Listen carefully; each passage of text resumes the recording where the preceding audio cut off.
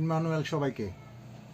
খ্রিস্টাতে প্রিয় ভাই ও বোনের আমার, সারাদিন অফিস করে এসেছি, এখন আবার বসেছি হসপিটালে থাকা অসুস্থ শিশুদের জন্য কিছু উপহার প্রস্তুত করছি, যেগুলি আমরা নিয়ে যাব তাদের সামনে উপহার হিসেবে আমরা তাদেরকে দেব এবং তাদের সুস্থতা কামনায় আমরা প্রার্থনা করব। বিশ্বাস করি যে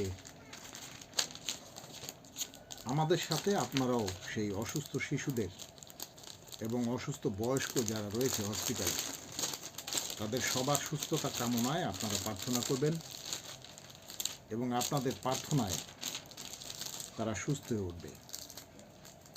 কাজেই আপনাদের